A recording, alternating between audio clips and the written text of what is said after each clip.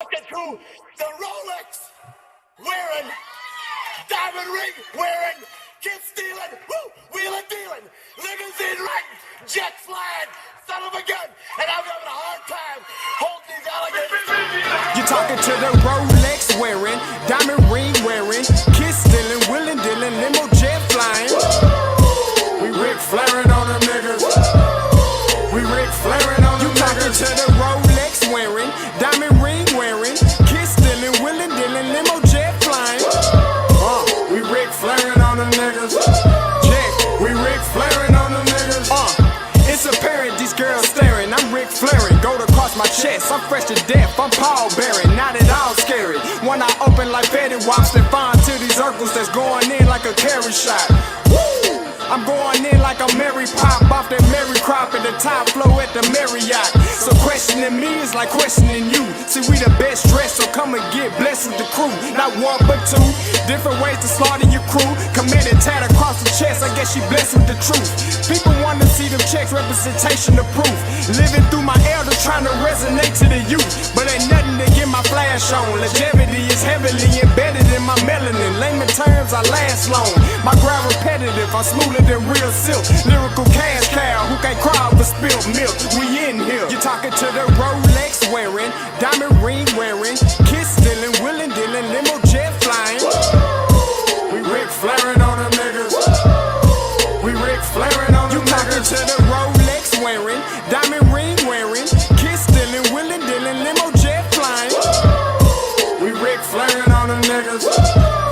We Ric Flairing on them niggas. This ain't no normal situation, this preparation with greatness. Industry full of fakeness, it's really up for the taking. See, life is what happened to you, more so how you take it. Don't get stripped of your knowledge and mentally leave you naked. I like to live otherwise. I'm sorry that I'm fresh to death. I put the polo and apologize. See, black son, we ain't nothing like them other guys. Quit to socialize, we organize, then we mobilize. Off the deep end like a scuba diver. And no confusion, just keep it pushing like Uber drivers. Woo! Business fresh just like a supervisor in a Gucci visor. Can't find a smoother rhymer. You're talking to the Rolex wearing, diamond ring wearing, kiss stealing, wheeling dealing, limo jet flying. We Ric Flairing on them niggas. We Ric Flairing on them niggas. You talking to the Rolex wearing, diamond ring wearing, kiss stealing, wheeling dealing, limo jet flying. We Ric Flairing on them niggas. We Ric Flairing on them niggas. Yeah, DQ baby. Shout out that boy Nigga for that fire track. Hey, Black Sun, sun up. What's up, Vinny Vegas? What in Vegas? Yeah. Shout out Pharaoh's Kids, D-Phase, yeah, Bubba C, yeah, Ric Flairing on them, Ric Flairing on them, Ric Flairing on them, Ric Flairing, son up, baby.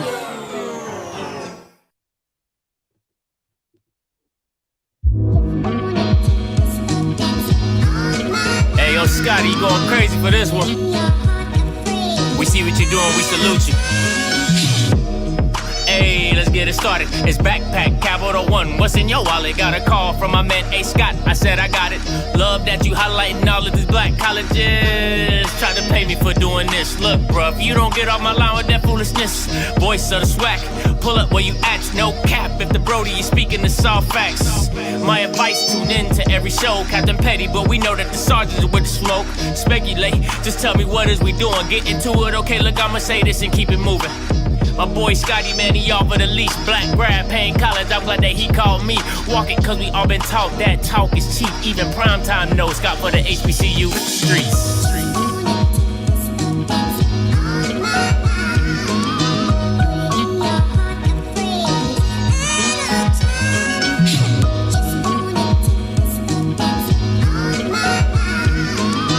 What is going on, everybody? Good morning, good morning, good morning. Listen, I appreciate you guys tuning to me on this Wednesday morning. Is it Wednesday?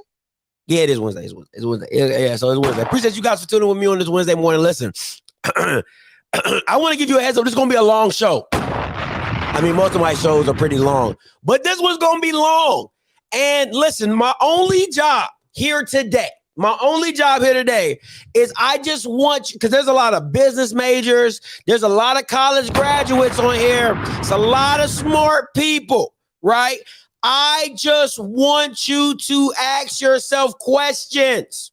Okay, that's all I want to do. All right, I'm going to give you all the information, right? And I just want you to sit back and think and be like, right? Don't worry about who it's coming from. Because a lot of people be like, oh, Scotty said it. You know what I'm saying? Some of y'all treat me like a pastor at your church. Well, Scotty said, all right? And I appreciate that because I try not to lie to y'all. You know what I'm saying? And a lot of y'all look at me like the Jehovah's Witnesses coming to your front door and you close the blinds. You act like ain't nobody home. But all I want to say today is all I'm giving you is information for you to sit back and think. It's all I ask. That's all I'm asking for you today. We're going to have fun. We're going to laugh. We're going to joke. But I want you to honestly, realistically, even if you hate me, even if you don't like me, I just really want you to sit back and ponder and say, let me digest what I'm hearing today and come up with your own thought process and whatever. But that's just how I look at it. All right. So today, that's what we're going to get into. Hey, make sure you like the stream. Make sure you share it with somebody. Tell somebody you love them. All right. After you get off the live today, tell somebody you love them. Okay. Just tell somebody you love them. It don't hurt your kids, your wife, your sister, your brother, your aunt, niece, knuckle, whatever. Just tell somebody you love them. All right. Remember, you can always donate to the United Negro Foundation. That is me. Okay, you can become a member of the channel at Offscript. Become a member of the channel and have some special privileges. We're gonna tune that all up. All right, we're gonna get that all packaged pretty for you guys, and you'll know what that membership program. But until then, you can always join, and we can get it going from there. All right, tell somebody you love them.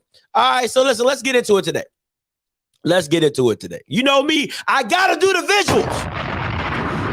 Because if it ain't visual, y'all Bamas don't believe me. All right, I gotta show black people. You gotta show us, baby. We gotta see it. Like the Missouri, you gotta show me state. All right, I gotta show it. So $100 million lawsuit. And before I start the show, there's an old Chinese proverb.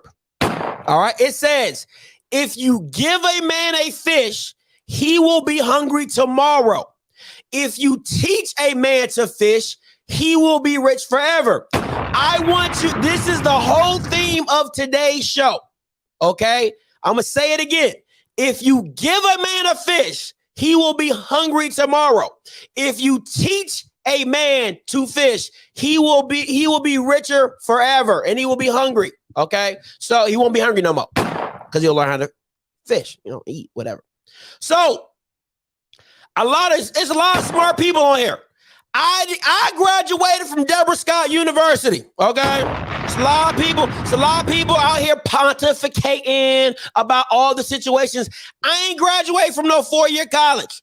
I went to Claflin for a year. I got my associates. Okay, I graduated from Deborah Scott University, and our motto at Deborah Scott University is: if it don't make sense, it's a lie. That's what at Deborah Scott University says. Okay, that's our motto. If it don't make sense, it's a lie. I graduated, should have come quicker. Okay, you know what I'm saying? That's me. My degree is in liberal arts of common sense. That is what my degree is in. Okay, my degree is liberal arts of common sense. Very good. Number 1 in my class. All that. That was me. Okay? That was me. So, shout out to my mom. All right? Deborah Scott University, where our motto is, if it don't make sense, it's a lie.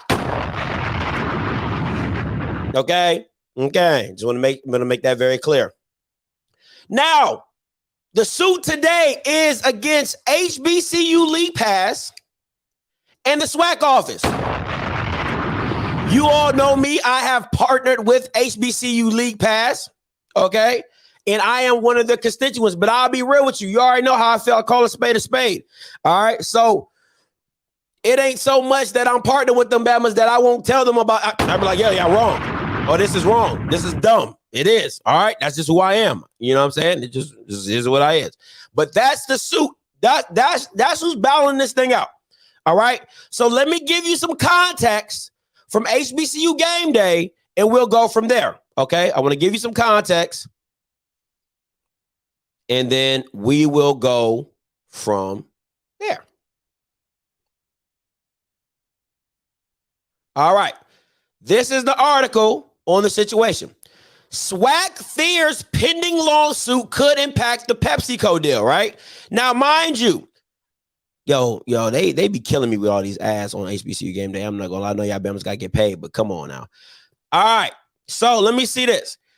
It says an attorney representing Urban Edge Network's parent company, HBC League Pass, sent a notice Swac on April 14th. It will be filing a suit against the conference. Okay, let's skip on down. The Swac commissioner. Now I'll read that later. Let me see. Let me see.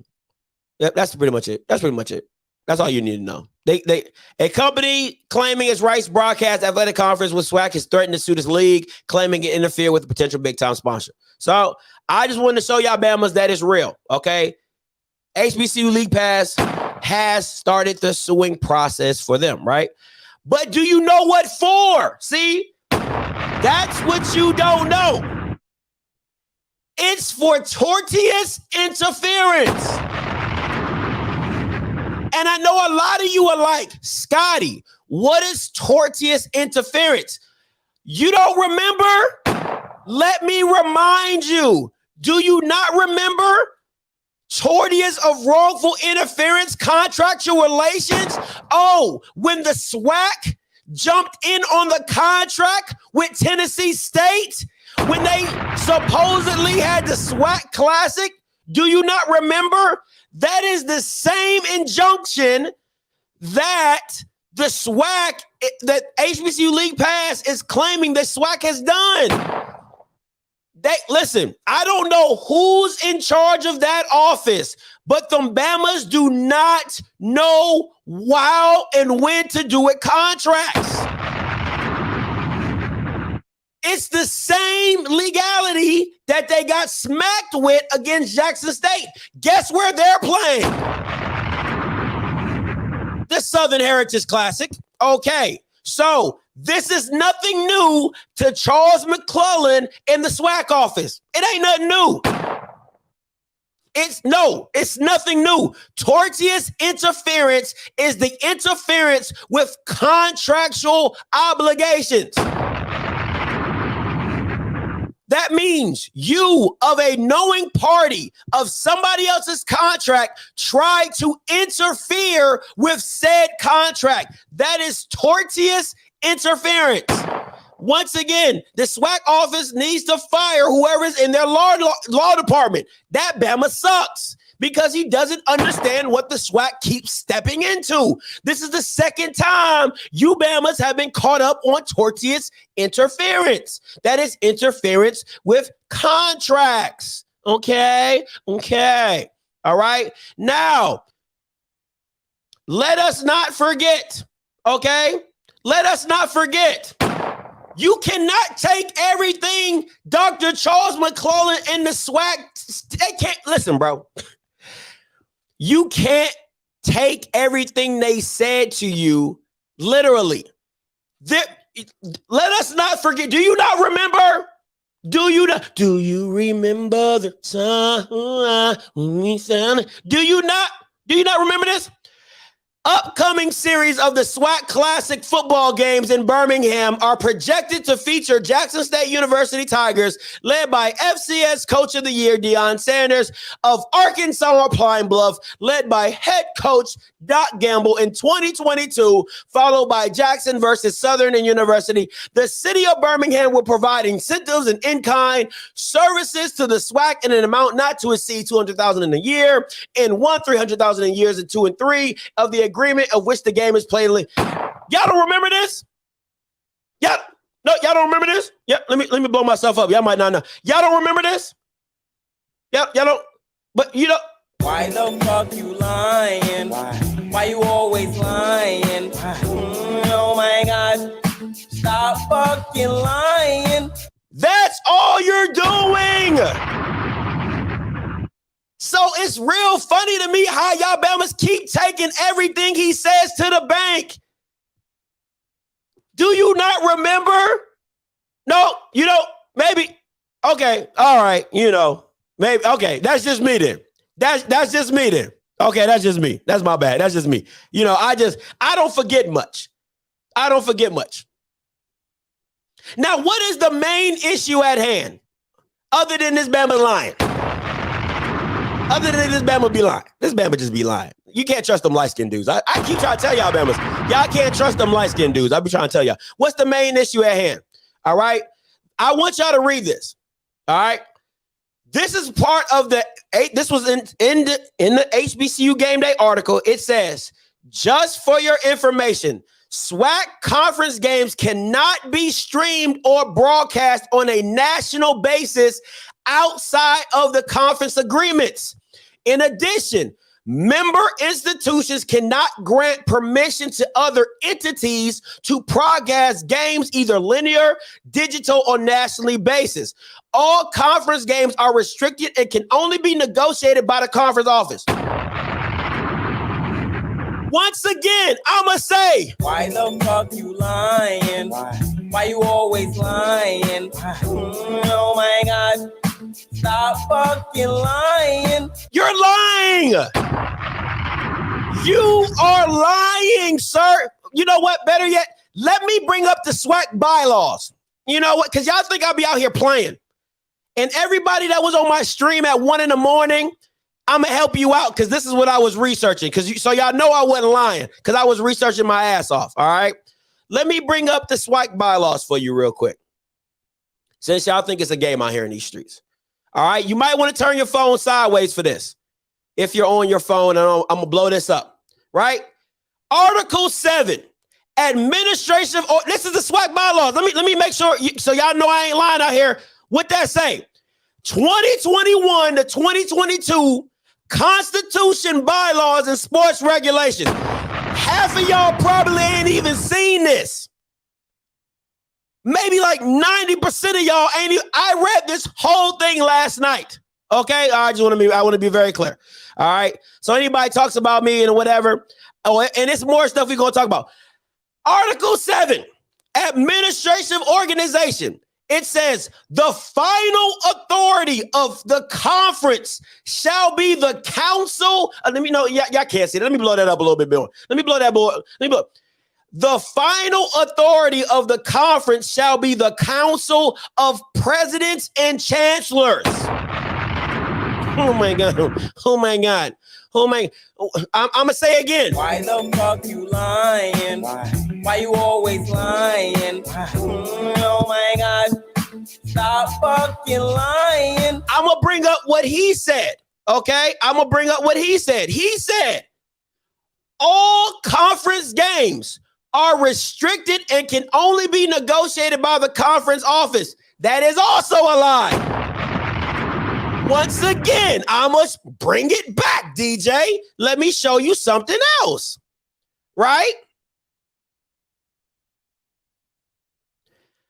See, I got time today. This is the office of the commissioner, right? It says, I'm going to read you everything on the bylaws. And I want you to tell me where it says negotiate contracts. All right? Okay. All right. I just want to make that clear. There's another section that says something else, but I'm going to just say what he's allowed to do. Okay? The commissioner. Okay. Let me blow this up just a little bit with you. The commissioner shall at all times devote blah, blah, blah, blah, blah. Okay, whatever. Let me back this up. Number 1, maintain and operate the conference office within the guidelines of the approved budget. That ain't it. Number 2, attend national, state, and local athletic events, keeping the conference informed them. That ain't it. Number 3, schedule and hold conference meetings. That ain't it. Be the spokesperson of the conference, direct the collection. That ain't it. Number 5, Operate an official program with the framework of established. That ain't it. Interpret and enforce articles, bylaws, and rules of the regulations of this conference and other regulatory bodies which the conference is accountable. That ain't it. Administer the business and let me administer the business and financial functions of the conference in accordance with the established. Oh, that ain't it. Number 8. Let me get to number 8. What does number 8 say? Supervise and monitor conference finances, including the collection of dues, TV, radio revenue, and special promotion of game royalties. The commissioner shall deposit in the receipts. Now, where does it? I'm going to say this once again. Why the fuck you lying? Why you always lying? Oh my God. Stop fucking lying. I'm reading the commissioners. This is his jobs, his duties off the SWAC bylaws. Okay, keep going. Here we go. Initiate, supervise, and pursue an effective public relations program relating to athletics in the conference. Negative, that ain't it. Conduct continuous educational program which fosters the development of sound educational privilege. That ain't it. Number 11. Have the primary power to enforce compliance by conference members with resolutions, code of ethics, rules, regulations of the conference, and constitution bylaws. The commissioner, following consultation with the executive committee,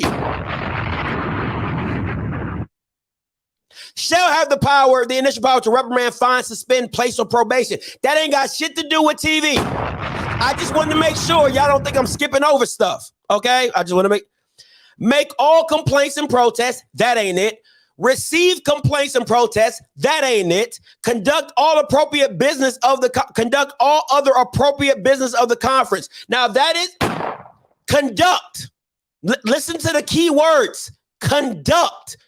All right? I can orchestrate. I can bring about, but I'm not the final say-so. Provide the counsel. The commission will be evaluated every 2 years, blah, blah, blah, blah, blah, blah. All right? So once again, okay, because if we go back up here to where it says, the final authority of the conference shall be the council of the presidents and chancellors. I am reading off the bylaws. I ain't making this up. I'm not pulling this out my ass. Scotty just not out here talking. I'm showing you your own bylaws, my boy. So explain to me, when in your bylaws have you ever have the power to do what you're saying you do? Member institutions cannot grant permission to other entities to broadcast game, either linear or digital or national base. All conference games are restricted and can only be negotiated by the conference office. I'll say less. You're probably like, Scotty, he said negotiate. Like that don't really say, I got you. I got you. Come on, man. That's me. That's me, baby. That's me. I got you. I got you. Say less. All right. So let's go back to the SWAC bylaws. I'm going to show you two things. And one, if you watch Dr. Cavil, he brought up yesterday, but he missed one. All right. So he brought up this notion. Contracts by members, okay? Contracts by members. Every school is a member of the institution. So there you go, right? 5.42, all contracts signed by members' institutions for game telecasts, whether live or delayed, shall be coordinated with. Boy, see, reading is fundamental, okay? Shall be coordinated with the commissioner's office. The commissioner shall be authorized to negotiate television packets for the conference. Now, listen, I want you to understand what that says. I get an offer from an institution. As the institution, it is my job to take whatever I get and let the office know so we can coordinate it together. Okay? But all contracts signed by, that means they are allowed to sign their own stuff. It just has to be coordinated with the SWAC office. But once again, the final authority ends up with the presidents and chancellors. You are not the final say-so. Okay. Member institutions must follow the revenue received for the television networks and whether 30 days or whatever. All right. So listen, I want to be very clear. What Grambling and FAMU have signed on to, let me, because y'all think I'm playing. Whereas I do want to touch on the HBC League Pass collaboration going on with Grambling State University. I believe this was developed by the Urban Edge Network. So that's basically we can view our sporting events online, or what exactly are the details with the HBCU League Pass collaboration? So the content is not just athletics. Of course, athletics, drives the viewership. But if you just download the app and go on there and sign up, and you'll see programming from the band. Ultimately, we look to have all of our various programming on there. The content would include our Honors Day that just happened, all of our different speaker series. So next year we would expect to have the women's history speaker, for instance, live on the GSU channel on the HBCU League Pass. The spring game was on there on Saturday, but Calendar Girl and Coronation, all Greek shows, all of the different content that folks want to see. So if you can imagine, we've got students from 42 different states right now that parents or family members may not be able to travel to campus to see a student being inducted into the President's Student Leadership Initiative. So they'd be able to see that programming on the League Pass. And, ultimately, when you think about driving revenue and at the end of the day, it is about generating revenue that will help support the mission of Grambling State University. And so not only does this provide an opportunity for those outside of the campus to see things that are going on here, but also giving us the opportunity to generate the revenue, the resources that we need in order to really adequately fund this institution. I've said, and they got it on Pivot over the weekend, and said, no longer are we okay with doing more with less. We want to do more with more. We have a strong brand. Advertisers want to be partnered with us. So I'm really excited about it. So listen, HBCU League Pass, right? HBCU League Pass has partnered with Grambling to stream their student activities, right? So it's student activities, including sports and network and all that type of stuff, right? So it's a package deal of student activities, including band and pro bass and step shows and everything, like student activities, which include sports and everything like that. All right. So back to these bylaws. One more. A lot of y'all, and I know a lot of y'all don't know this. All right. I know a lot of y'all didn't know this until probably you read the you watched Dr. Cavil his show last night on it, if you did, because I surely did. I watched it like 3 times, and I have a clip from it I'm gonna play for you guys, because what the big thing is the exclusivity. That's what everybody wants to know, the exclusivity, right? So we'll talk about that if I can get to what I want to get to. Let me see. Here we go. All right. Conference revenues. All right. Let me put myself in the right position. Conference revenues.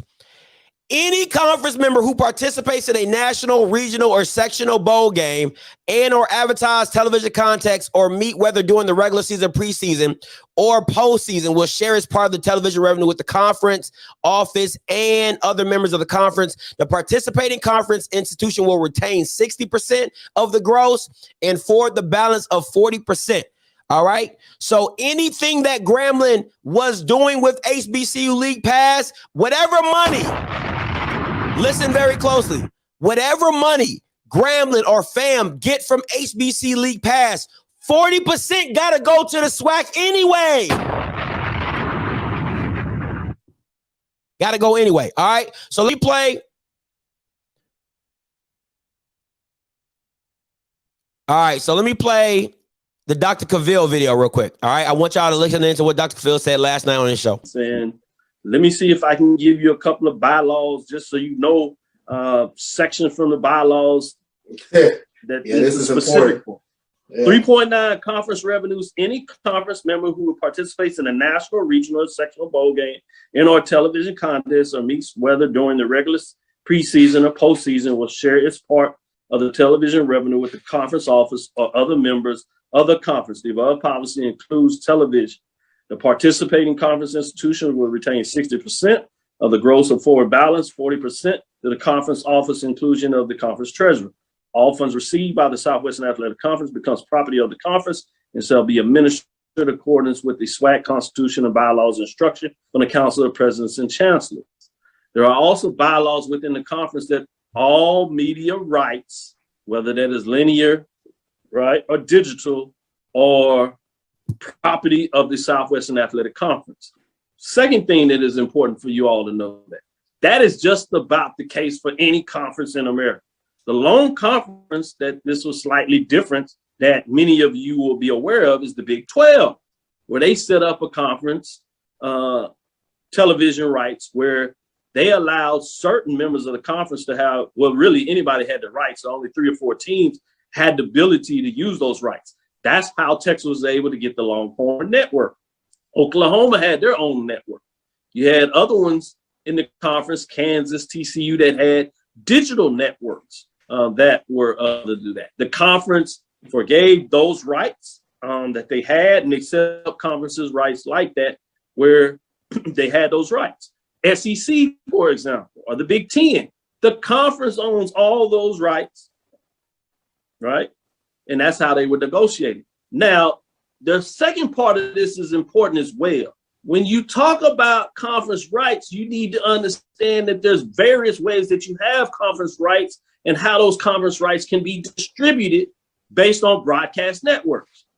For example, you talk about ESPN. ESPN has an exclusionary deal.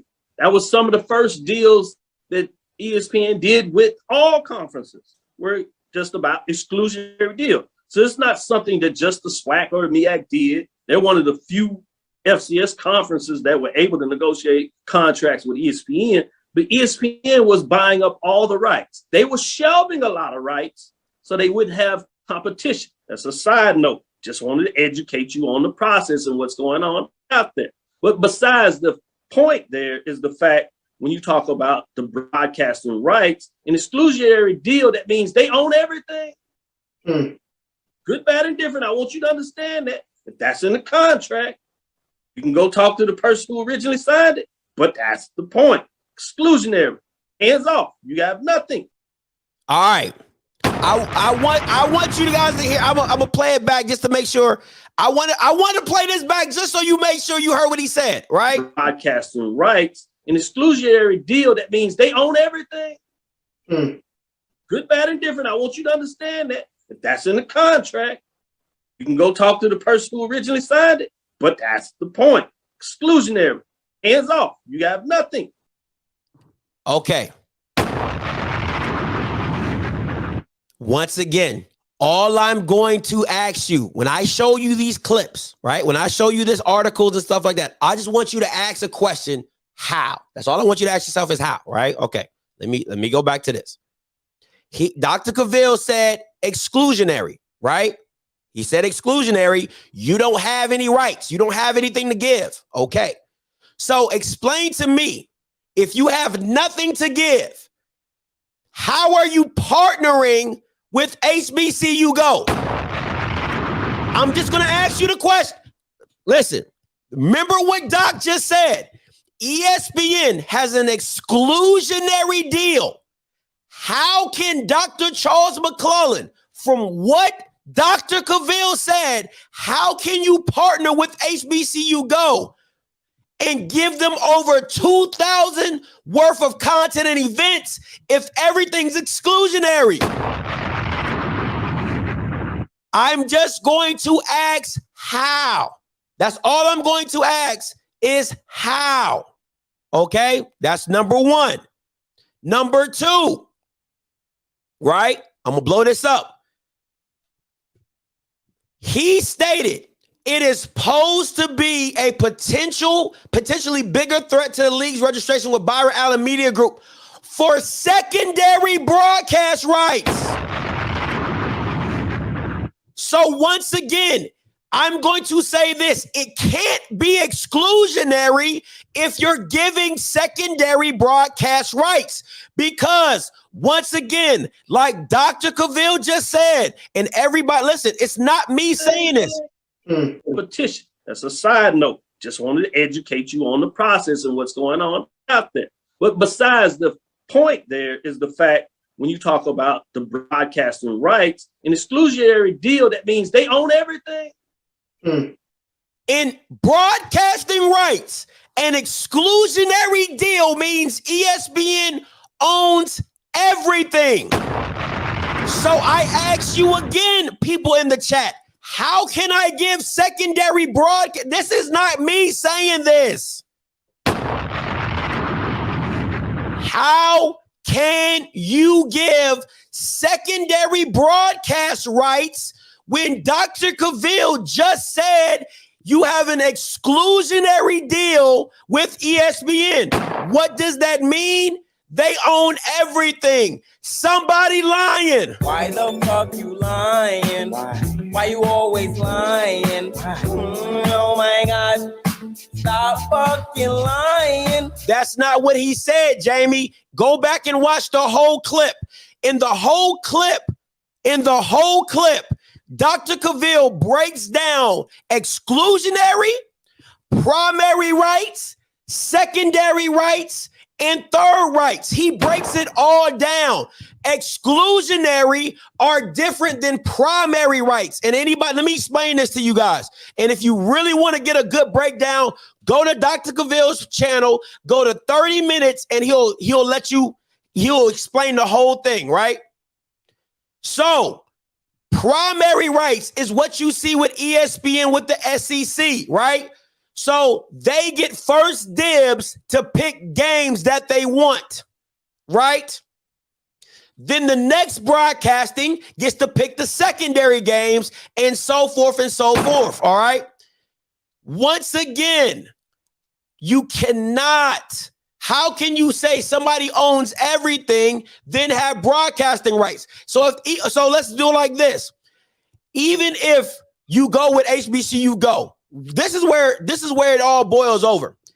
If Grambling signs a contract with HBCU League Pass, how can you, Dr. McClellan, excuse me, how can you negotiate a deal for all 12 schools if Grambling has a contract with HBCU League Pass? Why the fuck you lying?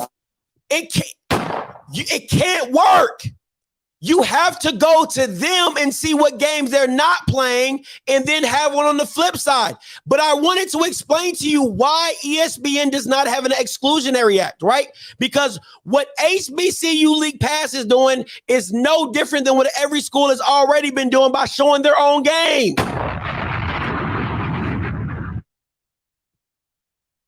They've already been showing their own games. How do you think Jackson State, if it's so exclusionary, how do you think Jackson State has a Jackson State network and they show games? Alcorn shows games. Southern shows games. Valley shows games. The schools have already been doing it. So how can you tell a school that's already been doing it that they can't do it anymore? The schools have already been doing this. Why do you think you got to pay $20 or $30 to go see a game? A basketball game for A&M, a football game for Alabama. They've already been doing it. So how can you tell a school that they can't partner with somebody to put it on their platform? They're already putting it on Grambling's platform. Why the fuck you lying? Why you always lying? Oh my God. Stop. So let me get this straight. If you had a problem with the team streaming their games on platforms, why do you let Valley put their games on YouTube? Why do you let FAMU put their games on Facebook? Why do you allow each individual school to charge people to go watch their stuff? If you don't know, the internet is bigger than national. You didn't know that? Oh, okay. The internet, YouTube is bigger than national. You didn't know that? Oh, okay. Facebook is bigger than national. You didn't know that? Oh, okay. Oh, okay. I just don't get it. I don't get it. I just want y'all to ask why. All right. Now, let me show y'all something. Word on the street. All right. Word on the street is that the Byron Allen deal is 10 years, $120 million. Say what? Say what? Shut your dumb ass up. How is it? YouTube is not bigger? Shut your dumb. YouTube is bigger than television, sir. Sir. Stop it. Stop it. The internet. YouTube is on the internet. Stop it. It's bigger than shut up, sir. Sir, stop. Anyway, 10 years, $120 million. That is $12 million per year, $1 million per school. That's word on the street. I have not confirmed that. All right. I have not confirmed it or anything. Listen, word on the street that the Byron Allen deal is 10 years, $120 million. That's 12 years per year. That's $1 million per year. Right. And I know a lot of y'all like, oh my God, Scotty. Woo. That's a lot of money. Which it is a lot of money. It is. But I want you guys to think, listen, I got some smart people on here. I got business majors on here. I got a lot of smart people. I just want you to think about it for a minute. If Byron Allen can pay you $120 million, how much do you think he's making off of you?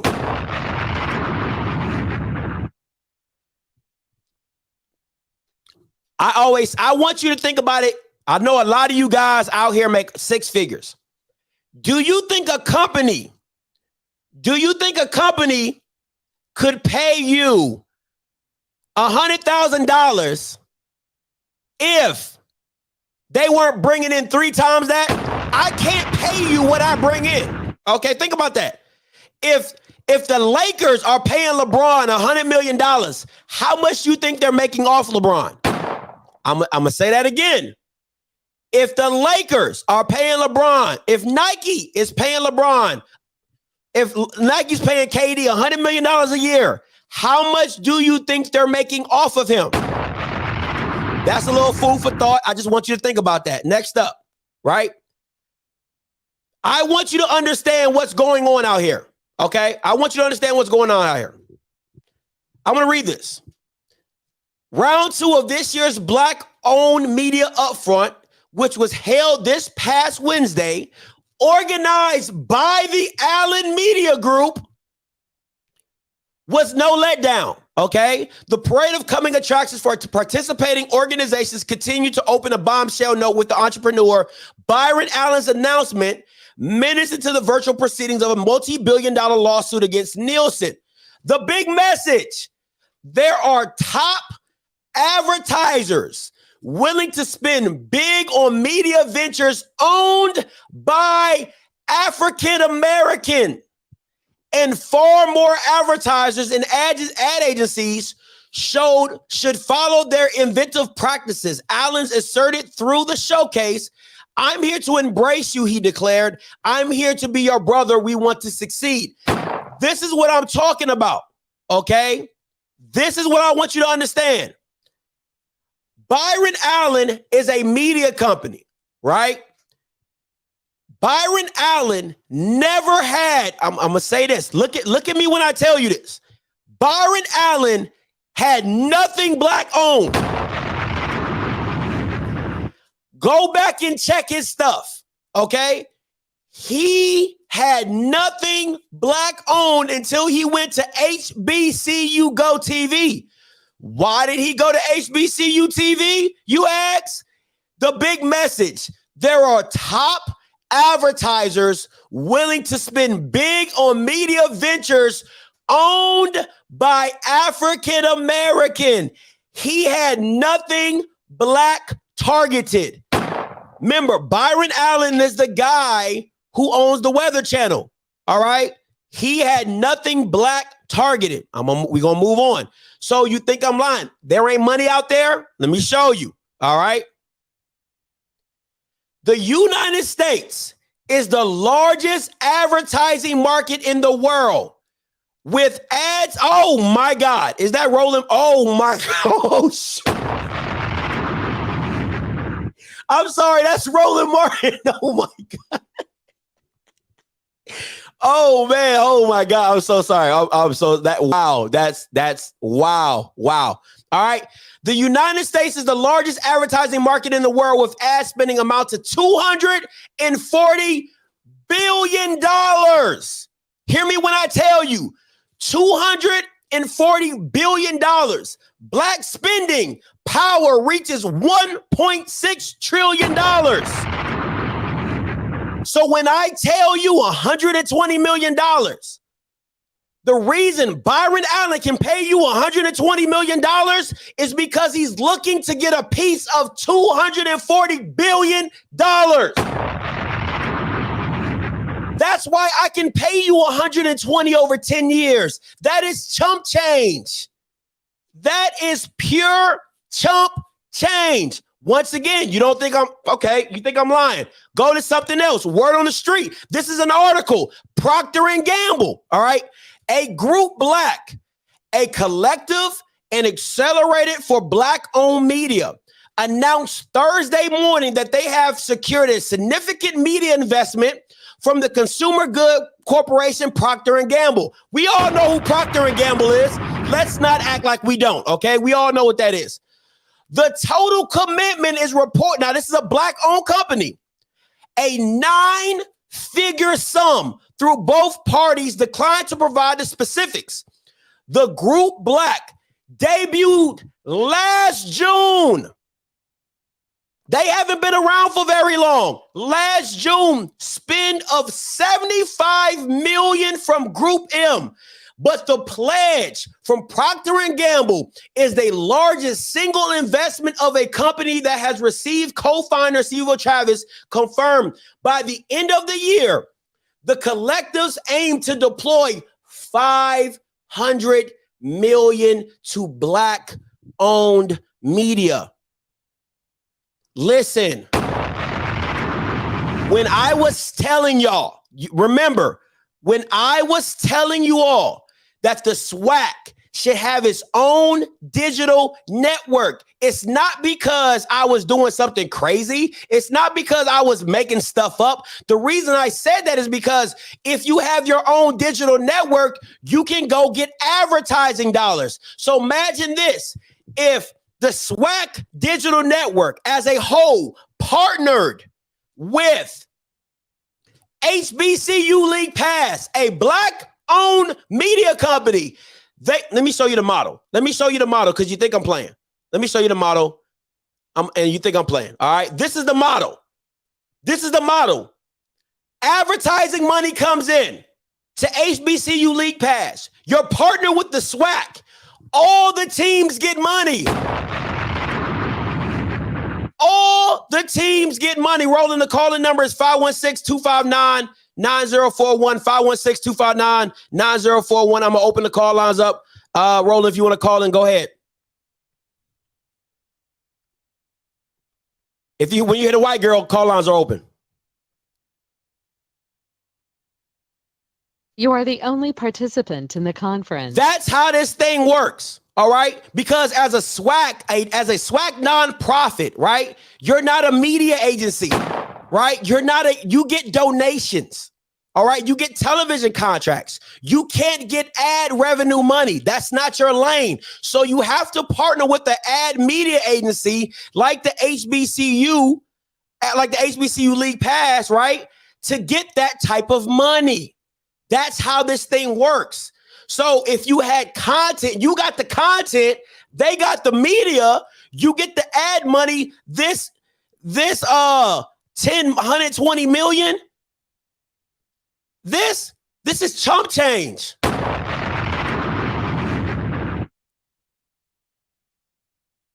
This is chump change. Hey, how you doing, Mr. Martin? How's it going? I'm doing fine. How about yourself? All good. Yes, sir. Hey, how you doing, Mr. All right. How's it going? I'm doing fine. How about yourself? All right, let's get to it. So first of all, what you're laying out, I think a lot of people don't. First of all, let's just be clear. A lot of our people who don't understand the business of the business. That's first. Yes, sir. Okay. And what stands out as I've been, looking. First of all, let me full disclosure. Urban Edge Networks, which owns HBCU League Pass, they handle third-party advertising for my media company. So. But I don't have any equity stake in Urban Edge Networks, but they handle advertising stuff for me. So full disclosure is always important. So there are several things here, and that is I'm always about, okay, what are the facts? Looking for the information. So I've seen all of these numbers that are being thrown about in terms of this deal that the Swac has signed with Byron Allen's media company, and I know Byron as well. Been very, know him well as well. But here's the piece. We haven't seen an actual contract. What I mean by that is we don't know the numbers. I saw the SWAC commissioner, I saw them respond and say something along the lines of, this could jeopardize them getting $100 million. But first of all, we don't know where that comes from. Second of all, most of your SWAC schools, I think all of them, are actually public universities.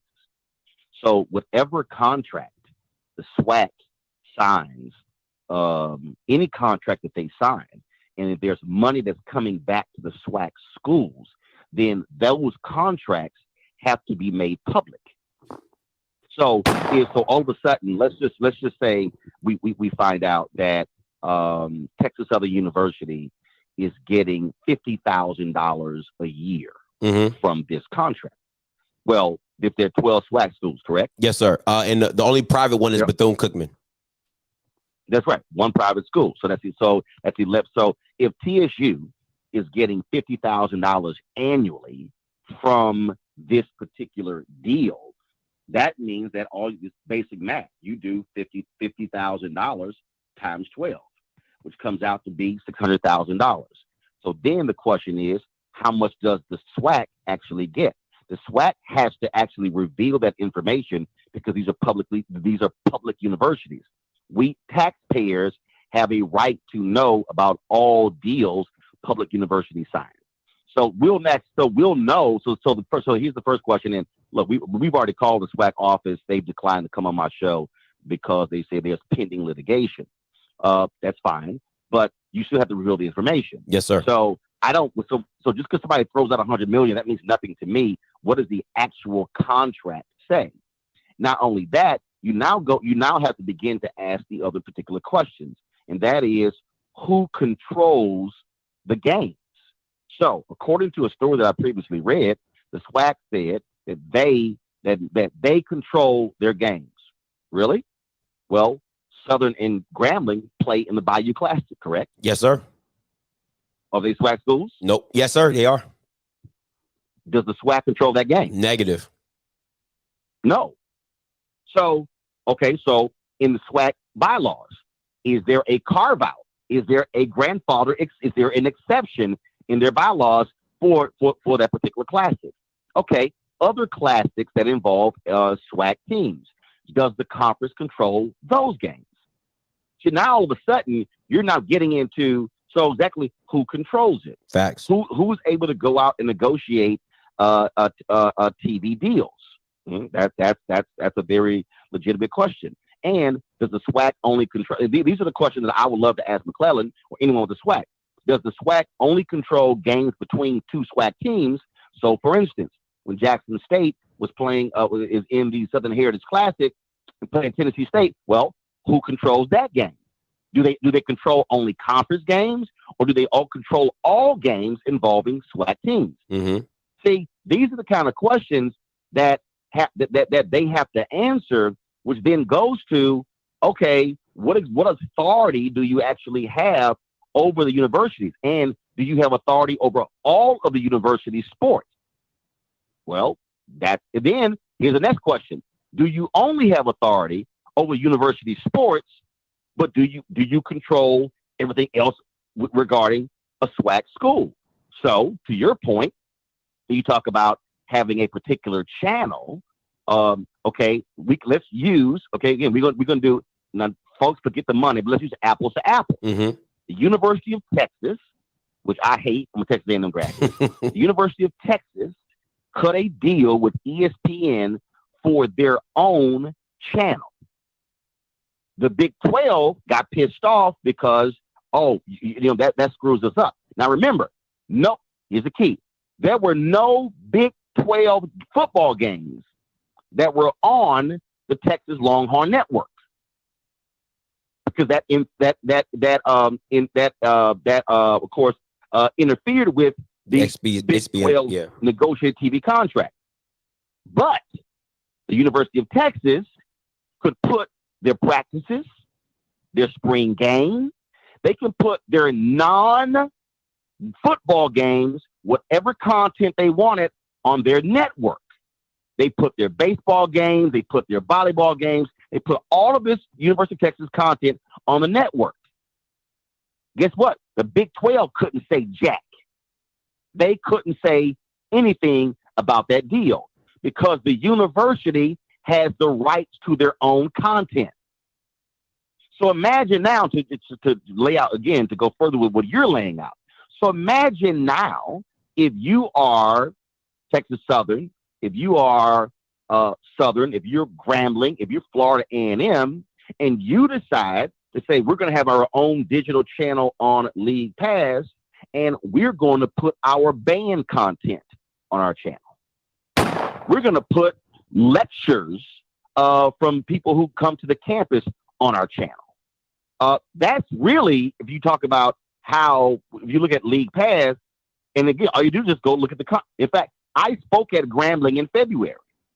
Now, Grambling would have to negotiate with me as the speaker coming to campus as to where my content can go. Mm. And so because what happens normally when I speak, I actually video my own speeches. Normally I video my own speeches, and I then put that content on my digital platform. But Grambling can put it as a part of my speaking fee, as a contract, that this content will go on the Grambling League Pass channel. Mm-hmm. And if they say it's exclusive, well, then now we got to negotiate. So then I would do a deal and say, hey, we can co-own the content. I'll put it on my channel. Y'all can have it on your channel as well. So now, again, being visionaries at universities, you now say, wait a minute, we now can actually drive anything that's happening on our campus on our own channel. What we do understand, what League Pass is talking about, I literally have been telling HBCUs this for the last 20 years.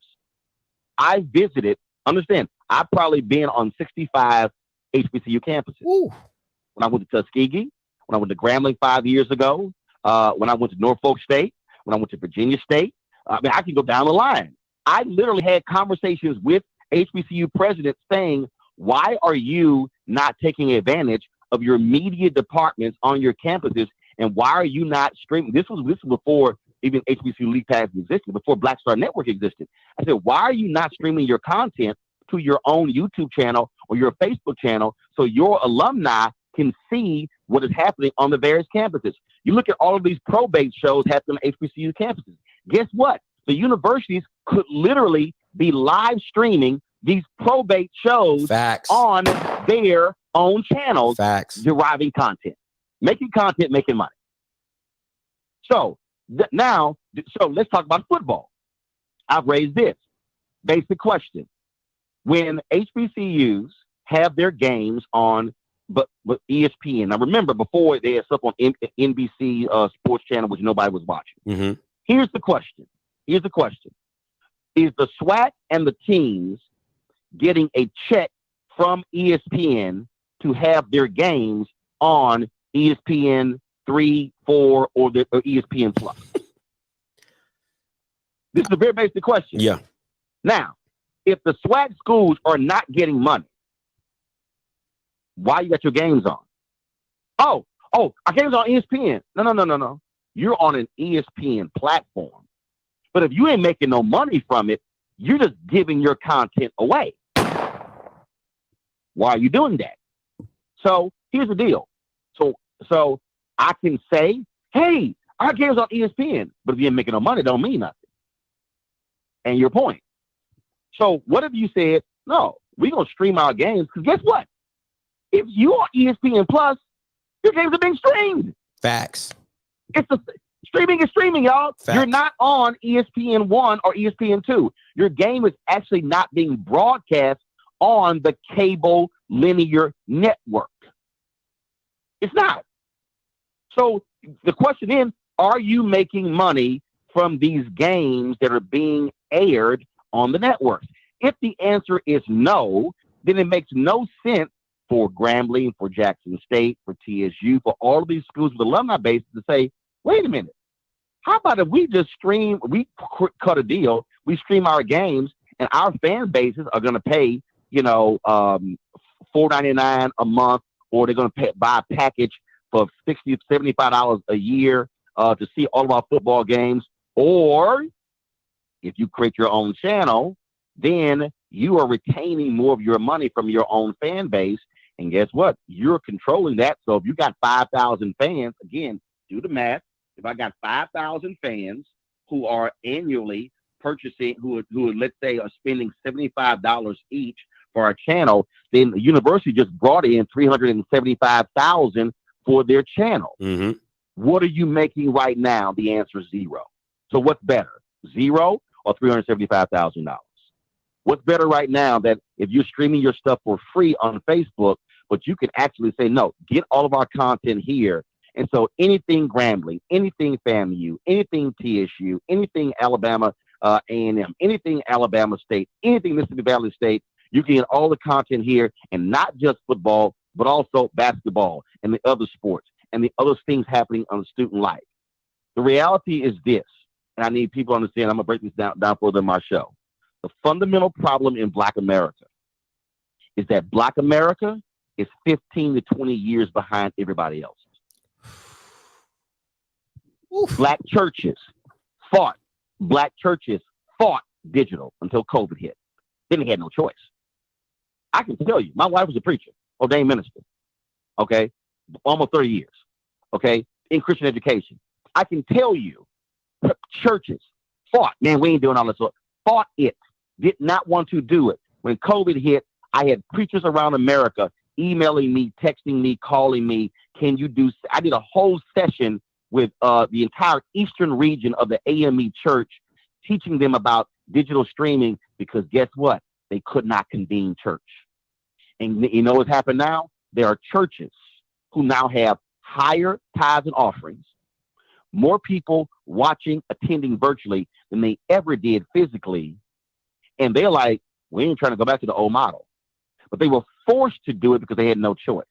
So what we should be doing is, and I'm tired of Black people saying, well, we can't do, well, we ain't got none money. The white folks got all that. You're right. You can't match Texas A&M's money. You can't match University of Texas money. But you can match their knowledge. We literally have the expertise in Black America to do exactly what we're talking about. Now, is it going to be on that same scale? No. But the expertise is there. I have an OTT network. HBCU League Pass is an OTT network. HBCU Go is an OTT network. We are streaming the exact same way ESPN Plus. Y'all, this ain't rocket science. We're literally streaming the same way. The only difference is they've got billions to market their streaming platform to get you to sign up and pay for it. What I have been, if y'all go to my YouTube channel and look at the final lecture I gave at Fisk on Tuesday, when I said to the students, you are the caretakers of the culture. Fundamental problem for Black people is we are consistently giving away our culture. And we are operating by white validation. We're operating by, oh my God, we're on ABC, we're on NBC, we're on CBS, we're on ESPN. But are you getting paid for it, or are you simply working for free? Please tell me the difference between that and slavery where you were picking cotton. Facts. Yo, this is about money. This is about us as African Americans having something of value. And let me be clear, and I've said this, Black people have consistently made everybody else rich. We make America. America has always loved us. America loves our content. America has always loved us picking cotton. America loves us singing. America loves us dancing. America loves us playing sports. But the reality is, who are the ones actually getting rich?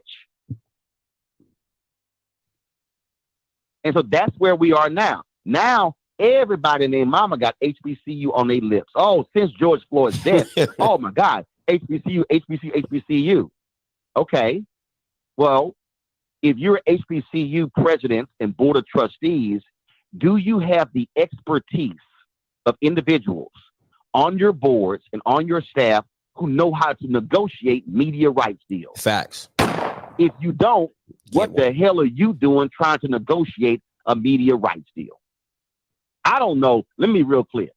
I don't know a damn thing about how to build a house. I am not about to have a debate with a construction company about how to build a house. Now, what I am going to do is get at least 4 or 5 bids from different construction companies, and I'm going to get me a consultant who knows about how a house is built, who can then say, Roland, here's a yay or nay in terms of what you should do by going with this particular company. Mm-hmm. That's what everybody else does. And so we need to be saying, if you're a graduate of HBCU, and I'm not, but here's the whole deal, I greatly support our institutions. The biggest failure that we have right now in Black America is that our institutions are failing to maximize opportunities and monetize what they're doing. And when I say our institutions, I'm talking about HBCUs. I'm talking about Black churches. I'm talking about Black fraternities. I'm talking about Black sororities. I'm talking about Black newspapers. I'm talking about Black digital sites. That's what we're operating in, these individual silos. Like, we ain't talking to nobody. No. I don't want nobody to know how much we get. And well, we already know right now you broke, you in the red. So I'm not about to sit here and be engaged in a conversation. We are in a debt conversation. We are in a broke as hell conversation. Now, first of all, somebody sit here and says, Roland was streaming at the Celebration Bowl. Ask him about that. No, I was streaming outside of the Celebration Bowl. Just so you know, ESPN controlled everything on the inside of the stadium. Fact. ESPN does not control what happens on the outside of the stadium. I was a partner with Coca-Cola on streaming events all week during the Celebration Bowl. That was not an ESPN deal. That was a Coca-Cola, Roland Martin, New Vision Media deal. But now ask yourself this question. Again, if you're a university, why are you not shooting content the same way Alabama is? Their cameras are everywhere. Come on. See, all these people don't understand. Man, when I get invited, perfect example, I'm speaking tomorrow at Clemson's Men of Color Conference. I'm a keynote speaker. Oh, that will be live streamed. And if it's not live streamed, I'm walking off that stage with a digital copy of my speech. That's my content. Why am I going to give a speech publicly and not record the content for me to then turn around and monetize that very content on my own platform? Come on, Mr. Roland. Preach this thing. Y'all, I'm telling you, these folks got to stop being slow. I did a panel at the University of Michigan. Hell, I think it was in 2015 with anti-racist Jane Elliott. This is straight fact. They put it on one of their web pages. I think it probably had about 800, 1,500 views. So 2018, right before we were launching Roland Martin Unfiltered, I told my guy, yo, Keenan, man, go get that panel, restream it. Listen to what I'm about to tell y'all. I just told y'all it had about 800 views on their page. We restreamed it. Every time we restreamed a 3-year-old panel, it did 250,000 views on YouTube and Facebook. Let me say that again, because there's somebody who wasn't paying attention. There was a panel that I did with Jane Elliott. We killed it. It was 1 o'clock in the morning. We restreamed it both times. It was 1 a.m. I logged on to Facebook, and there were 10,000 people watching that panel at 1 o'clock in the morning. A 3-year-old panel. Come on. Everybody listening, what the hell is ESPN Classic?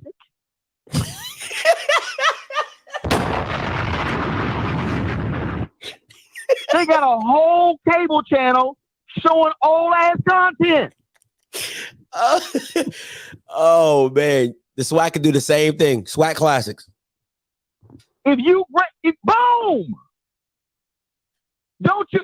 How many people would love? Yo, if you Mississippi, if you Alcorn State, imagine if you said we got a digital channel and we gonna show all Steve McNair's games. Come on. I said this last week, Mr. Martin. I said the exact same thing last week. Preach to these people, please. What if you Jackson State and you said, hell, we gonna show all Walter Payton games? If you Mississippi Valley State, we gonna show old Jerry Rice games. Tell me what's the difference between the NFL network showing old classic Super Bowls and the same thing. Y'all, come on. Come on. Come on. We have, so, bruh, I gave a speech 5 years ago. Hell, I gave a speech, I killed the Grambling commencement speech a decade ago. I'm telling Grambling, yo, they never sent me the video. You think, bruh, I have given 18, you see, people, y'all got this, I have given 18 commencement speeches, 14 of them at HBCUs. It's 2 they didn't send me. Mind you, I don't write my speeches. So all my stuff off the top of my head. I don't write any speeches. It's so I can't pull the speech and say I'm gonna put the transcript, hell, because I ain't write it. So I'm getting all either video and audio of all of my commencement speeches, and I'm compiling those into a book. Ooh. Yo, that's content. See, this is how you do content. But wait a minute, hold up. I can take all my commencement speeches and I can compile them and put them into a book. I already published 5 books of my own, so I don't need a publisher. I am a publisher. I still own 10 ISBN numbers. Talk to him. Publish my own damn book. Talk to him. I don't need a publishing company. I got 3.6 million followers. I can sell my book direct. Talk to him. Listen to the Spirit Within. I sold 20,000 copies on my damn own. All the money came to me. Now, so I could put those speeches in a book. Well, wait a minute. Hold up. I got the video of those speeches. I can now stream those speeches on my OTT network. Boom. That's content. See what I'm saying? Oh, hold up. Wait a minute. I take my content and we also do audio podcasting. I can take the same video, strip the audio from it, put that on my podcast. So now one piece of content, I've printed it, I've aired it, video, and I've run it audio. Same piece of content. And see the thing, hey, Mr. Martin, the thing for me, Mr. Martin, I think a lot of people don't understand is, you previously being with, you know, CNN and doing your stuff, you had an audience. See what I'm saying? So when you have a direct audience that connects with you and everything like that. The Swac already has his own audience. It doesn't have to go. And what Dion did was just expose the audience to bigger light. But you already had your own market. You already had your own market to sell your market to. But you're not doing them any justice because you're not selling them any. Precisely. You're not giving them anything Precisely. to go get. This is the most basic fundamental aspect of business. That is, who is your base? So let me just use the house example again for everybody who's listening. And the people, if you've never had a house built, then you don't know what I'm talking about because you didn't see it actually happen. When you buy a house, you go company they're building it. I did this in 1999. It was a piece of land. It was dirt. So we cut the deal. I closed the deal. The house then began to be built. The house doesn't get decorated first because there is no house. The first thing they do is they lay the foundation. Let me say that again. They lay the foundation. The foundation is concrete. Concrete on soil. The foundation is supposed to withstand whatever weight goes up in the air to build the house, and then whatever is put in the house in terms of furniture and other artifacts, and then whoever lives in the house. So the foundation has to be able to withstand a significant amount of weight because the foundation, if it's a faulty foundation, the house will crumble. You could have the baddest interior designer in the world, but if the foundation is shoddy, you are going to have cracks in your walls. Your crown molding will begin to fall apart because a bad foundation, you might not know it's a bad foundation, but it will reveal itself later based upon the cracks in the wall. Yep.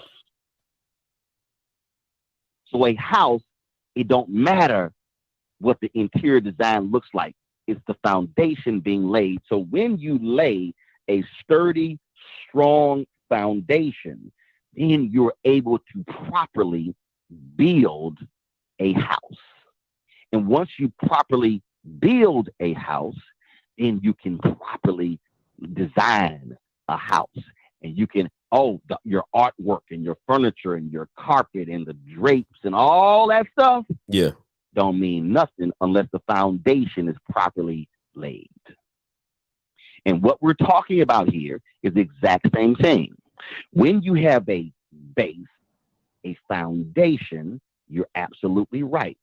The audience that I built at the Dallas Weekly, at the Chicago Defender, at the Houston Defender, then made it attractive. WVON radio made it attractive when CNN signed me. But see, here's the deal. I was at TV1 before I was at CNN. And then that audience came with me. But I did something that Black people often don't do. CNN asked me to give up all of my Black platforms, and I told them no. So while I was on CNN, I kept my Black platforms because there were things, hear me now, because see, some of y'all ain't seeing this. There were things that CNN said no to, substitute ESPN, substitute Fox Sports for CNN. There were things that CNN said no to that TV1 said yes to. There were things that TV1 said no to that New Vision Media, my own company, said yes to. So I did not give CNN all of my stuff because they could say no. Facts. So if you're the SWAC, if you're the MEAC, if you're any of our conferences, if you go to cut a deal and ESPN says we'll take this stuff and we ain't paying for it, nah, we good. Because I'm just not Because people like, yeah, but Roland, it's CNN. No, not if they're going to say no. Not if they're going to put it on the shelf. Now if they're not going to pay me. See, I interviewed Winnie Mandela. CNN couldn't find nobody to interview her. I went down to Birmingham, Alabama. I interviewed Winnie Mandela. Had 20 minutes with her. Great conversation. We come back next week. I get a phone call. Hey, we got some questions. Why didn't you ask Winnie Mandela this? I said, why in the hell y'all didn't talk to her? I asked Winnie Mandela what the hell I wanted to ask Winnie Mandela. See, some of y'all listening don't understand what I'm saying. Y'all watching games on ESPN saying, why they not showing halftime? Because they control the content. They control the content. You stepping over that line, Mr. Roland. See, people ain't listening. CNN said, we not going to run your Winnie Mandela interview because you didn't ask Winnie Mandela what we wanted to ask. I said, fine. I went to John Klein, the president of CNN US, said, give me the tape. I'm going to run the interview on my TV One show. I did. In March of 2018, Winnie Mandela became an ancestor. I was in Memphis preparing for the 50th anniversary of the MLK assassination. Guess what? We restreamed my Winnie Mandela interview on Roland Martin Unfiltered platform. So let me roll that back because somebody missed it. There was an interview that CNN paid for if they wouldn't run, that I then ran on my TV One show the following week. And then years later, when that TV One show ended and my second TV One show ended, I still had the same interview. And I took that interview and put it on my own personal platform. So one, if I did not have my TV One show at the time, I would not have had a place to air the Winnie Mandela interview. That's one. Then if I did later keep the interview and still have it, I could not have run it on my own platform. That's two. So a Winnie Mandela interview didn't run on CNN, but it ran on TV One. It ran on Roland Martin Unfiltered, and it's going to be on the Black Star Network. Same damn interview. So, hold on, Mr. Marshall. Let me get this straight. Please tell me the difference between me interviewing Winnie Mandela, who's our ancestor, and when Meet the Press re-airs appearances of Dr. King on Meet the Press in the 1960s. Sound like the same thing to me. Same thing. So if you are HBCUs, imagine how many great Black speakers you have had at your commencement. Why is the video sitting on a hard drive in somebody's office? Not being repurposed. Digital outlet, which you have a digital outlet, you can put it on your channel. It can live there forever. You can make passive income off of old content, and all you did was simply digitize it and upload it. Come on, man. This is all I'm saying. We literally have opportunities that are sitting before us that we're not taking advantage of because we're like, we can't do that. We poll. We can't. No, yes, you can. I do it every single day. And I don't even have the size of faculty and staff and students that a lot of our HBCUs have. But we have to be willing to get out of our own way and then realize that we have a culture that we own and control. And we've got to stop allowing ourselves. I don't want to hear no Black person complain about what was the Florida A&M Jackson State game. Yeah. Well, who aired it? NBC or ESPN? ESPN did. Okay. All these Black folks were sitting here howling and screaming because they ain't show halftime. Please tell me why FAMU or Jackson State couldn't stream the damn halftime themselves.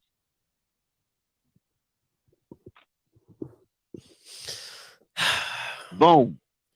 Imagine if Florida A&M and Jackson State sent a text message out to all their followers in the stands or at home. Hey, halftime is coming up. Y'all want to watch halftime? Go to the Florida A&M channel on HBCU League Pass. Too easy. Boom. Yeah, this ain't hard. Man, look, I took my own damn cameras and we live streamed the halftime of the Hampton Howard game. Y'all, this ain't that hard. I had 3 cameras. It ain't that hard. It really isn't. But you got to be able to have the vision to be thinking forward to say, hold up. So since y'all not going to do it, and then what you do is when you negotiate the contract. So if ESPN says we control everything. No. If y'all ain't showing halftime, we reserve the right to stream our halftime. So guess what happened in the Celebration Bowl? They had the regular, ESPN had the regular halftime show on the air, but they would drive, listen to y'all what they did. They were driving people to ESPN Plus app to watch the halftime of the Celebration Bowl. But you got to subscribe. Wow. To ESPN Plus channel. So they doubled up. They double upped on them. They double upped on them. They double upped on them. Y'all, this business. This is business. That's all I'm saying. It's business. And everybody else understands the business. And our schools, our institutions have got to understand the business of the business. This ain't about no ego. This ain't about no whose school is greater. This ain't about none of that. This shit is about the business of the business. And what I am describing and what you are describing to your audience is why we as a people are broke.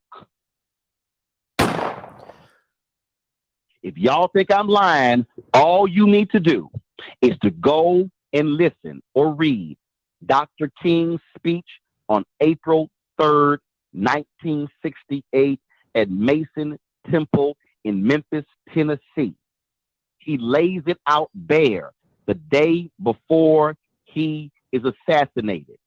He says that Black people individually, listen to me, he says that Black people individually are poor.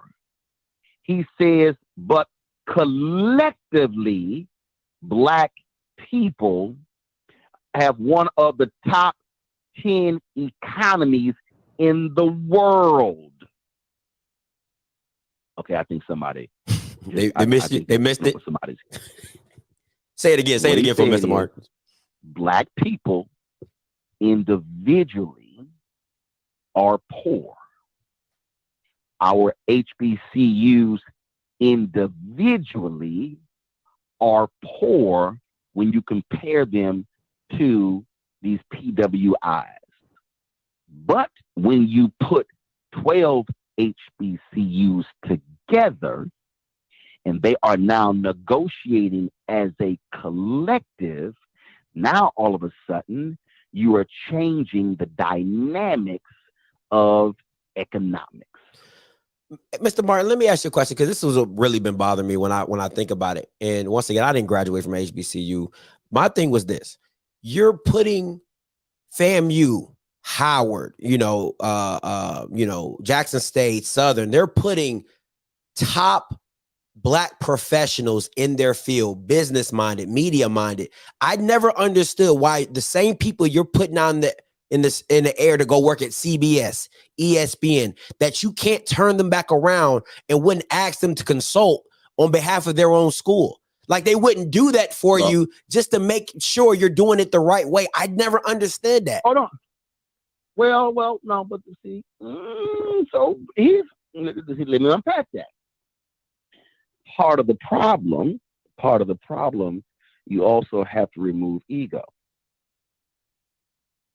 Why was Austin Lane run out of Texas Southern University? You had one board member at TSU complaining that he made less money than the president of TSU.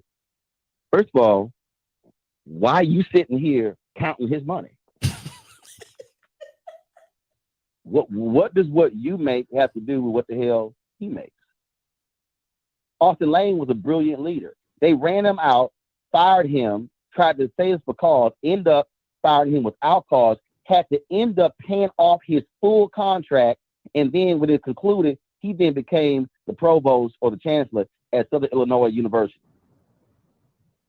Wow. I'm sorry. You fired somebody, because you didn't like certain things, and he was actually improving the school, and you had to end up paying off his whole contract, you stupid. That means that you stupid. You paid off somebody's contract, and you didn't get the work out of them, and they took that money and went somewhere. What the hell? What's wrong with you? That's dumb. That is dumb. But so we got to understand. And bro, I've been there. You got folks sitting there. Well, how much you gonna make? Fool, right now you getting zero. If I'm coming to you, and this is business, if I'm coming to you as if I'm saying I'm from Houston, so I'm just gonna use TSU. All right. If I'm coming to you, TSU, and saying, I'm going to deliver this to you, and my company is going to get 20% of the ad dollars we bring in. And you like, man, that ain't right. Why you getting 20? Your ass getting 80. And then you say, how much you making right now? You're making zero. So wait a minute. If I bring you $100,000 and your ass gonna keep 80, and I'm getting 20, you tripping on my 20 and you getting 80, and right now you making zero? That's part of it. But I'm trying to tell you. I'm just trying to tell you. That's part of the issue. Part of the issue is that when you take professionals, when you take folk, look, man, folk at that level, like they ain't dealing with no mess. They ain't dealing with no drama. They not dealing with that. This is business. Listen, we got finite time, and when I say finite time, I literally mean finite time on this earth. So you won't think about that stuff when you 20. Facts. But when you get 50, 60, trust me, you thinking about that because you got more years behind you than in front of you. So you ain't trying to sit here and waste time dealing with folks with craziness. But this also goes back that I did a whole deal on this on my show about Black leadership. It's on my YouTube channel and Black Star Network. One of the fundamental problems that we have is we have Black people who are in positions of power who have never sat at the table of power. They are in positions of authority but they have never actually been in authority. And so the problem is they are making decisions in areas they know nothing about. So they have to, their ego has to be put in check, in that I know what I don't know, and I have to be willing to trust somebody who has knowledge and expertise to help me get to where I'm going. But I gotta stop acting like I know every damn thing myself. Facts. And that's what that right there is what you are dealing with. So, and that's the problem. And let me be clear, the university president that listens to the right experts, who then is able to get his board to understand, because guess what? It's a whole bunch of people, and this ain't just by HBCUs, y'all. Mm-hmm. This is HBCUs. I experienced this with National Association of Black Journalists. I experienced this with Alpha. I've seen this with Black churches. It's a bunch of people who are sitting on boards of Black organizations who ain't got no damn business being on those boards. Because they don't bring any value to the table. They can't bring you no money. They can't raise no money. They can't go out and find money. They also can't bring experts to the table. So they just taking up damn space. They running around flexing, saying, I'm a member of the board of trustees. Just for the title. Church trustee. Yeah, just for the title. I'm on the board. Right. They don't know what the hell they doing. But I'm listening to me carefully. The HBCU president that understands this and gets it and accepts that level of expertise, they gonna be head and shoulders above everybody else. Y'all, there ain't no shock why Hampton and Spelman has been successful financially because of their leadership.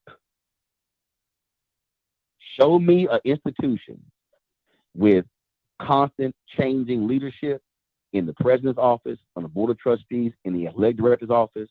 I'm going to show you a failing institution. But show me one that has stability, that has proper leadership, that has vision.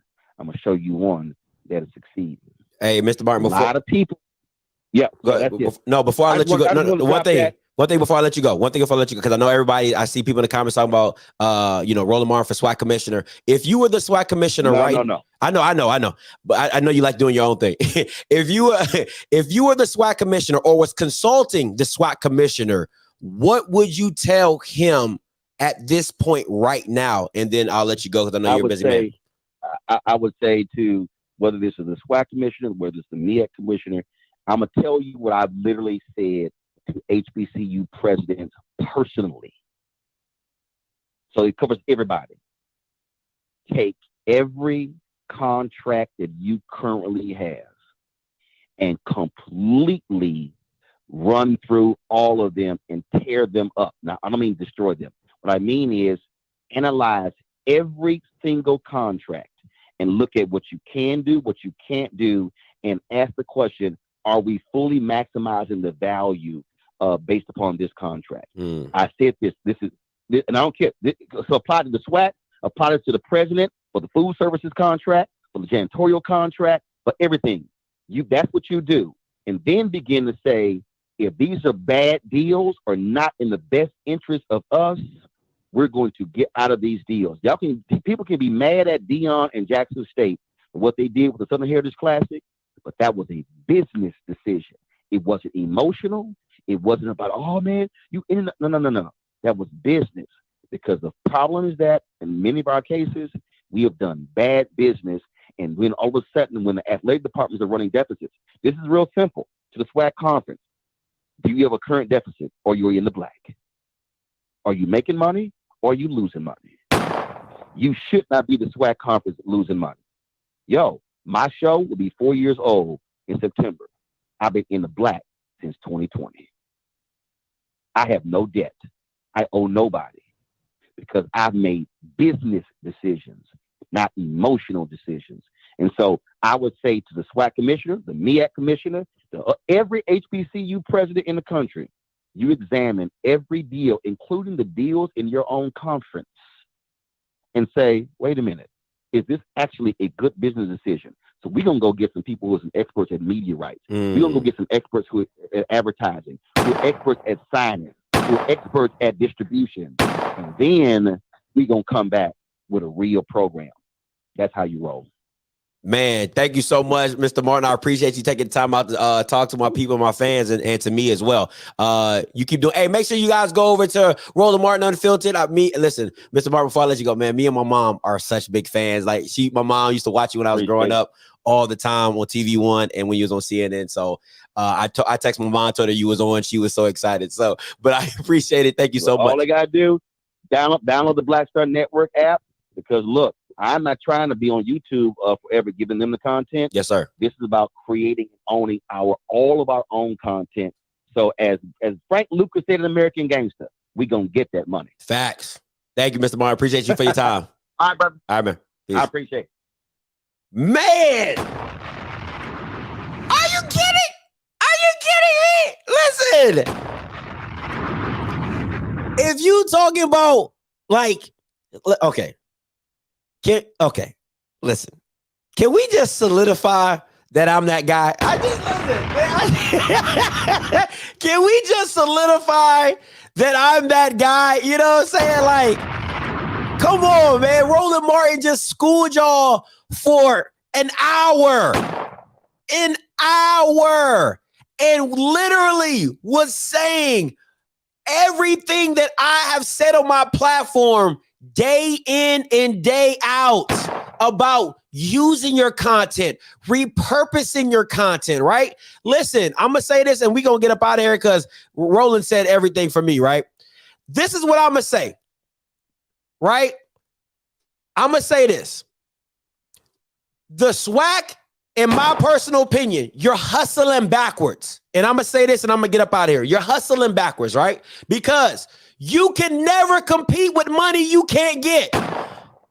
You can't compete with these guys on, getting 20 million views and 10 million views and all this money and boosting. You can't compete with that. That's not your lane. And a lot of people have it misconstrued that it's about the football games and we need more viewership on the football games and we need to get over 10 million views, Scotty. We can get some.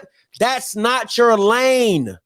Okay? It's not your lane. It's okay. You can still make money having 100,000 people watch your stuff.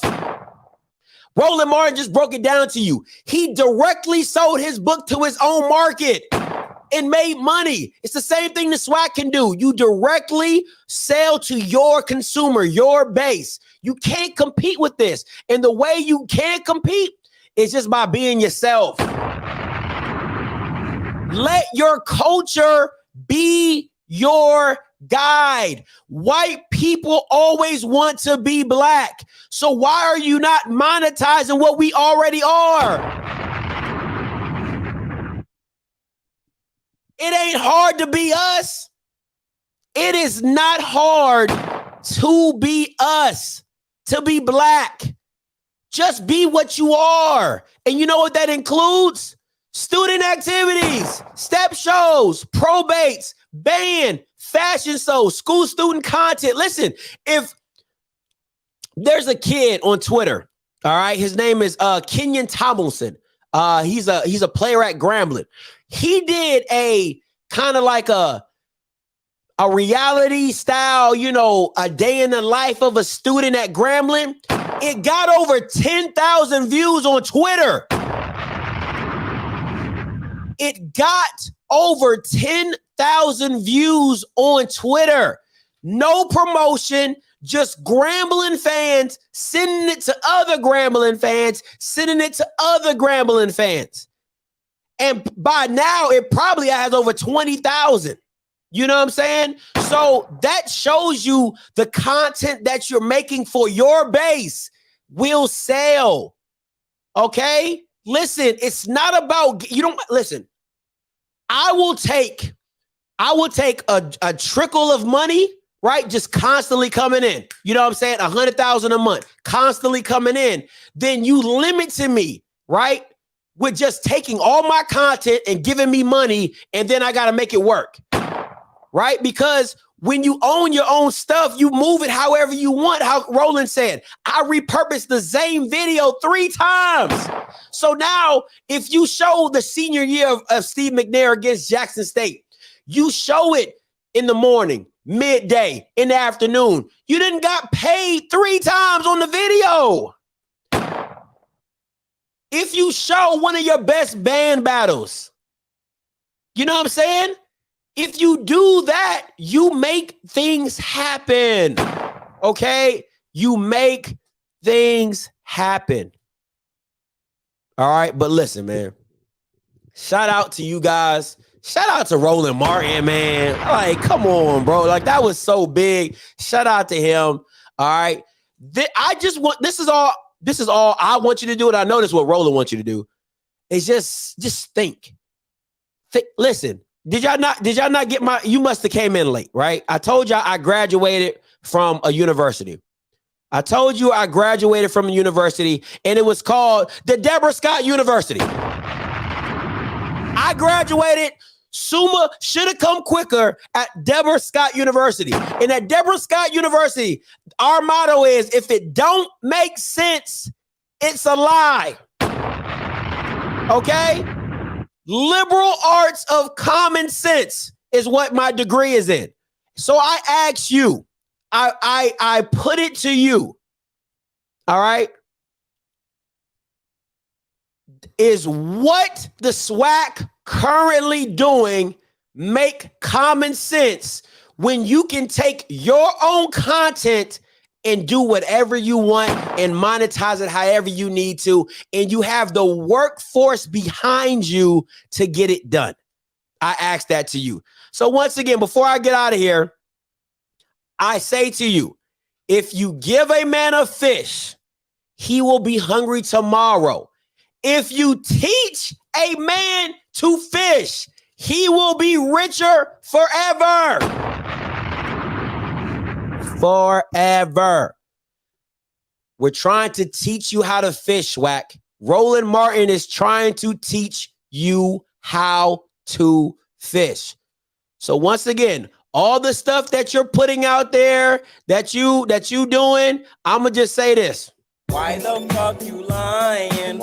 Why you always lying? Oh my God. Stop fucking lying. Hey, that's my time. You know, it's your boy Scotty. You've been watching Offscript, and you know what I'ma do. I'ma holla. God bless.